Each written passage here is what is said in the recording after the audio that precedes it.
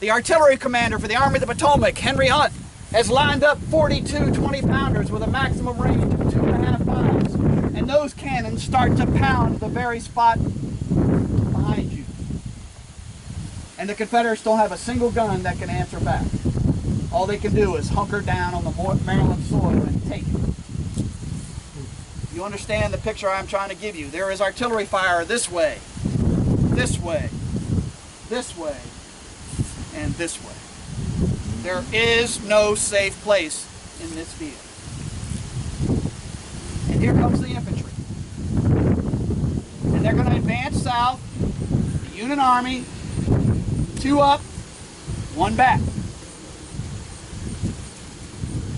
On your front left, Doubleday's division. On your front right, Ricketts division. And in reserve, Meade's Pennsylvanians. Ricketts division advances first. Now within that, you're going to have 3 brigades advancing south. And we're going to see what's going to happen for the rest of the day at the Battle of Antietam. This is a great example of how bad it's going to be from the first moment it's fired. 3 brigades in front of you heading south. Duryea, Hartsuff, and Christian. As General Hartsuff moves south, the brigade commander is grievously wounded. He falls. The brigade is somewhat discombobulated. They got to figure out who the next guy is to take over. We have a change of command. That's not an easy thing to do in combat. Who's the next ranking fellow?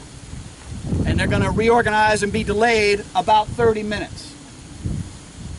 The next brigade over, Christian Brigade. Colonel Christian cannot stand the artillery crashing in from 4 directions, and he takes off running that way. Court-martial, dies in an insane asylum. He never recovered. That means Duryea's men, Abram Duryea, 1,100 soldiers, are going to advance south and be the first ones to pop out here at this fence at 6 a.m. Hour and a half or so ago. And they're going to go it alone for about 30 minutes because the other 2 brigades over here are still trying to figure it out. So Duryea's men will advance to the fence line, some of the units pushing out into the field. 104th, 105th New York. One soldier remembered, when they reached this fence, our line appeared at the edge of the corn. A long line of men in butternut and gray rose up from the ground. Yep. Simultaneously, the hostile battle lines opened a tremendous fire upon each other. Men I cannot say fell, they were knocked out of the ranks by the dozens. One of the Confederates behind you, when the battle began, said we were sending and receiving death missiles by the bushel. And for the next hour, these 2 lines of battle are going to blast away at each other about 100 yards apart. One of the things that I find incredible on this field is because you have to see to make a decision to maneuver, I don't know, 80, 90% of the combat here is done at 100 yards and closer. We're not pushing a button from 3,000 miles away. We are looking into people's eyes, 100 yards and closer.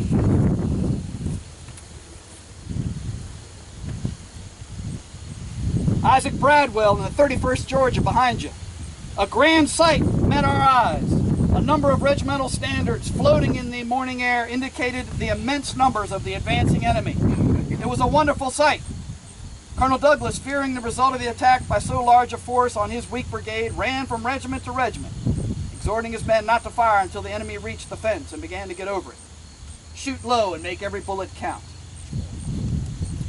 So for an hour, they're going to blast away at each other. Both sides try to push out. Both sides are getting knocked back. The initial lines are always trying to build more. My own personal opinion is, once this combat starts on September 17th, no one is really in charge of anything. All that you can really do is just push more guys into it. That's really the decision making. How many more guys can I get into the fight? Duryea's men go for about 30 minutes, and they'll lose 1/3. About 300 and some out of 1,100 in the time you've been standing there. Hartsuff's brigade has been reorganized. Richard Coulter takes over, and they're going to push south. And they're going to come out of this fence right about 6:30. Right about 6:30, they're going to come out. 12th Massachusetts, 11th Pennsylvania, 13th Massachusetts, 83rd New York. And they're going to kind of bend around through the East Woods. And the initial lines of the Confederates are starting to crumble. They're starting to suffer terribly out in that open field. George Kimball was in the 12th Massachusetts. He popped out right here to your right. How terrible is the shock, how our men go down. Screams and groans follow that first volley. We load and fire as rapidly as we can. Our officers cry, "Give it to them, boys." There's a pandemonium of voices, a perfect roar of musketry. In the wild excitement of battle, I forget my fear and think only of killing as many of the foe as I can. Our ranks are terribly broken. The line is kept up. We fight on. A man a few paces from me is struck squarely in the face by a solid shot. Fragments of the poor fellow's head came crashing into my face and filled me with disgust. There's just a few of us left now. As Hartsuff breaks out of the cornfield in this eastern portion, at the same moment, the Iron Brigade is coming through the corn and popping out at this fence. The Iron Brigade, John Gibbon, 971 soldiers. We are about on the left flank of the 2nd Wisconsin, then the 6th Wisconsin. There's Confederate fire from the west. The 19th Indiana and the 7th are sent to the west, and the 6th and the 2nd come through the corn. And the fighting builds on both sides. So right about 6:30, 6:45, the Iron Brigade is struggling here on this portion, and Hartsuff's brigade is struggling here. And both sides are going to push more men in. Phelps's brigade starts pushing south. And on the Confederate side, Hayes's brigade is sent forward. 550 soldiers from Louisiana. Harry Hayes, a lawyer from New Orleans, is going to bring his men up. They started back behind the Dunker Church. They crossed the Hagerstown Turnpike about 120 yards north of the church. And they're going to move in to support the other two brigades in front. Remember we said, 2 up, 1 back. Hayes is the 1 back. They're going to push forward. As one of the men remembered, the fire became fearful, incessant, merged into a tumultuous chorus that made the earth tremble. The discharge of musketry sounded upon the ear like the rolling of 1,000 distant drums. So you have Louisiana soldiers, face to face, head on, at the closest possible combat with men from Massachusetts, the 12th, the 11th Pennsylvania, and the 13th. So for about an hour, these two sides are going to blast away at each other and both try to push more soldiers in. Try to build enough combat power to advance. And that takes about an hour for the Union Army to make that happen. They're going to get enough support from the follow-up brigades here at this location to start to push out. And that will be led by the Iron Brigade here to your left. They are the soldiers that are really going to push out, if you will, get the advance moving south. Here it is described by one of the men. After a few rods of advance, the line stopped and by common impulse fell back to the edge of the corn and lay down on the ground behind a low rail fence. Describing this fence right here that we've restored. Another line of men came through the corn. We joined together, jumped over the fence, pushed out over the open fields.